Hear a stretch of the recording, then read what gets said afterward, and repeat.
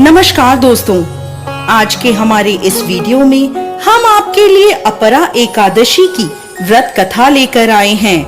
एक समय की बात है, युधिष्ठिर महाराज भगवान श्री कृष्ण से पूछने लगे, हे माधव, ज्येष्ठ मास के कृष्ण पक्ष में आने वाली एकादशी का क्या नाम है तथा इसका क्या महत्व है, मुझे विस्तार पूर्वक बताइए। हे युधिष्ठिर, आपने जन कल्याण के लिए बहुत ही उपयोगी प्रश्न पूछा है। ज्येष्ठ मास के कृष्ण पक्ष में आने वाली एकादशी का नाम अपरा एकादशी है। यह एकादशी प्रेत योनि में गई हुई जीवात्मा को मुक्ति प्रदान करती है। इसलिए इस एकादशी के दिन अपने पूर्वजों का ध्यान करते हुए व्रत का पालन करना चाहिए। पुरातन समय में महीध्वज नाम का एक महान राजा राज्य करता था। वो बहुत ही धर्मात्मा था। उसके राज्य में प्रजा सुख पूर्वक निवास कर रही थी। उनका छोटा भाई वज्रध्वज अत्यंत क्रूर और अन्यायी था। राजा महीध्वज की लोकप्रियता से वो बहुत चिढ़ता था और द्वेष के कारण एक दिन उसने एक ऐसा कुकर्म किया जिसकी कल्पना भी असंभव है। रात्रि के समय वह महल में गया और उसने अपने भाई महीध्वज की हत्या कर दी और उसके शव को बेरहमी से नगर के बाहर एक पीपल के पेड़ के नीचे गाड़ दिया। इस प्रकार राजा महीध्वज की अकाल मृत्यु होने के कारण राजा को प्रेत योनि प्राप्त हुई और उसी पेड़ पर रहते हुए और वह आने जाने वालों को परेशान करने लगा, इधर उधर भटकने लगा। एक समय ईश्वर की इच्छा से महान ऋषि धौम्य उसी पीपल के पास से गुजर रहे थे।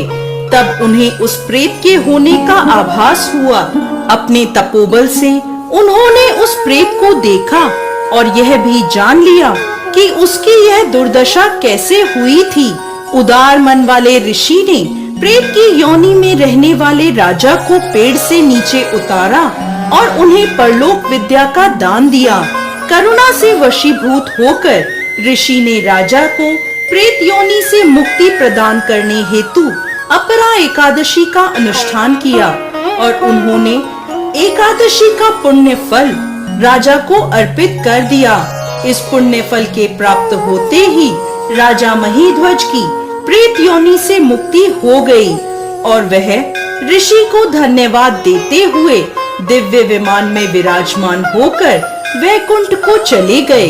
कथा को समाप्त करते हुए भगवान श्री कृष्ण कहते हैं, हे युधिष्ठिर, जो भी व्यक्ति अपरा एकादशी का श्रद्धा और निष्ठा पूर्वक पालन करता है वह असीमित पुण्य संचित करता है।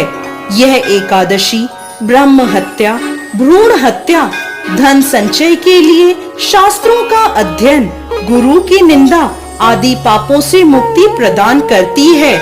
शास्त्रों में मनुष्य जीवन में करने योग्य कुछ पुण्य कर्म बताए गए हैं, जैसे कि कार्तिक मास में पुष्कर में स्नान करना, काशी में महाशिवरात्रि का पालन करना, गया में पिंड दान करना, पुष्कर में स्नान करना, माघ मास में प्रयाग में स्नान करना, स्वर्ण का दान देना, भूमि का दान देना आदि। वर्तमान समय में जो व्यक्ति यह सभी पुण्य कर्मों को नहीं कर पाते वह इन सभी का फल अपरा एकादशी का व्रत और पूजन करके प्राप्त कर सकते हैं। व्यक्ति को अपरा एकादशी के व्रत का पालन पूरी निष्ठा पूर्वक करना चाहिए। जय श्री हरि विष्णु।